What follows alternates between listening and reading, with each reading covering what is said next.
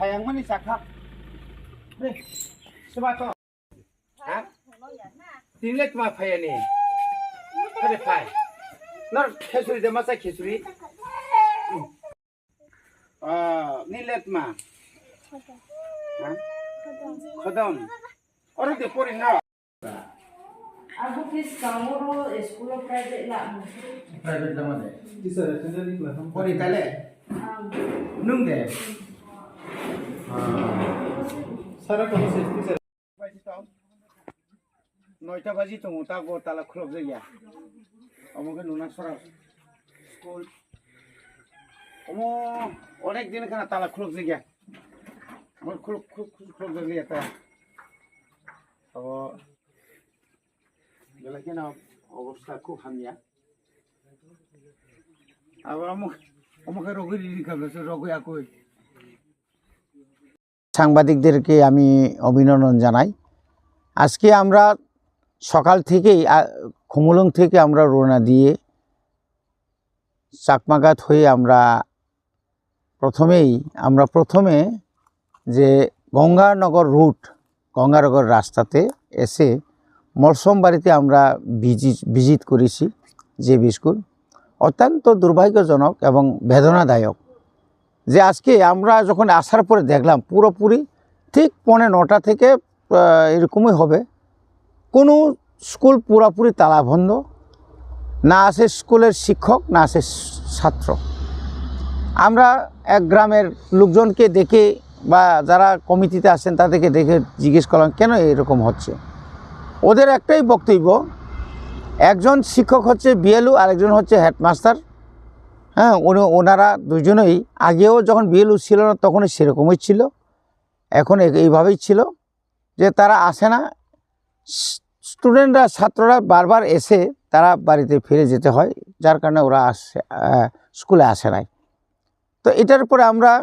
আবার চলে আসলাম এই গঙ্গানগর আইএসের আন্ডারে গঙ্গানগর বিদ্যালয় পরিদর্শকের আন্ডারে যে প্রথম যে স্কুলটা আমরা পরিদর্শন করেছিলাম সেখানে আমরা এসে দেখলাম পুরোপুরি স্কুল বন্ধ পল্টনজয় পাড়া জেবি স্কুল যে পল্টনজয় পাড়া জেবি স্কুলে আমরা আসার পর আপনার দেখলাম পুরোপুরি তালা বন্ধ তো শিশুরা কচিকাচা শিশুদেরকে আমরা গ্রামের বাড়ি থেকে টেনে এনে আমরা জিজ্ঞেস করলাম কেন আজকে এই অবস্থা ওরা বলল স্যার ওরা তো কোনো দিন স্কুল তো আজকে তো ওরা খুলে নাই দিনে শুধু আজকে নয় বেশ কয়েকদিন যাবৎ মানে প্রত্যেকটি মাসে 1-2 বার বেশি ওরা খুলে না তাদের বক্তব্য এবং গ্রামবাসীকে আমরা জিজ্ঞেস করলাম এটা অত্যন্ত দুর্ভাগ্যজনক পরবর্তী সময় আমরা চলে গেলাম আবার আরেকটা স্কুলে এবং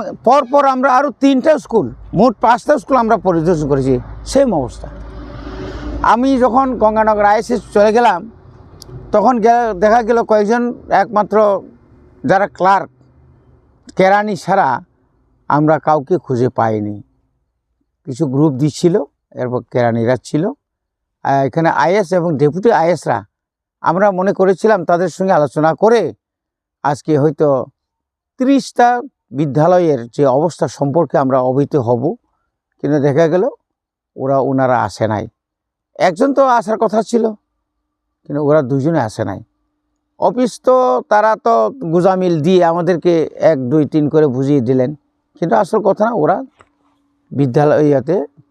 বিদ্যালয় পরিদর্শক যে অফিসে আইএস অফিসে ওরা সঠিক সময়ে ওরা আসে নাই এটা অত্যন্ত দুর্ভাগ্যজনক আমরা এডিসি প্রশাসন আমরা আলোচনা করে কি ব্যবস্থা নেওয়া যায় আর আমরা ব্যবস্থা নেওয়ার জন্য আমরা উদ্যোগী হব এবং আমি অনুরোধ করব বিশেষ করে শিক্ষক সমাজ এডিসি এলাকার এখন প্রায় 55,000 ছাত্রী আছে এডিসির বিভিন্ন স্কুলে এবং প্রাথমিক এবং উচ্চ বুনিয়াদী বিদ্যালয় পর্যন্ত যারা শিক্ষকদেরকে অনুরোধ করব তাদের ভবিষ্যতের জন্য আপনারা একটু ভাবুন আপনাদের ছেলে মেয়েদেরকে আপনারা যেভাবে বিভিন্ন ভালো ভালো স্কুল মেরিটিয়াস স্কুলে বা কনভেন্ট স্কুলে ভর্তি করাচ্ছেন ডাক্তার ইঞ্জিনিয়ার বানাচ্ছেন তাদেরকে অন্তত কিছু করুন তাদেরকে কোয়ালিটি এডুকেশনের জন্য আপনারা কিছু ভাবুন কেন আপনারা এভাবে ফাঁকি দিবেন? আপনাদের যদি বেতন আমরা 1 দিন 2 দিন 1 মাস জুড়ে আটকিয়ে দেয়, তখন আপনারা কি বলবেন বলুন?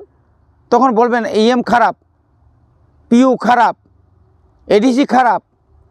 এতদিন তো আপনারা করছেন, এখন অন্তত আপনারা খুব মানে আপনাদের মধ্যে আলোচনা করে ভালো শিক্ষা দেওয়ার জন্য আপনারা একটা কি করে কিভাবে কোথায় থেকে আপনারা বলুন না, টিচার ব্রেক লাগলে আমরা দেব। হ্যাঁ, আপনাদের জন্য অনেক সুযোগ সুবিধা আমরা দিচ্ছি, কিন্তু আপনারা এখনও যদি এই যে কাজে থাকেন, তাহলে আমরা আর কি করি? আমাদের আইনের পথে চলবে। আমাদের যে শিক্ষার যে বর্তমানে যে শিক্ষার যে ব্যবস্থা, এই শিক্ষার ব্যবস্থার যে আইন, এটাকে আমরা কার্যকরী করার জন্য আমরা পিছপা হব না। ধন্যবাদ।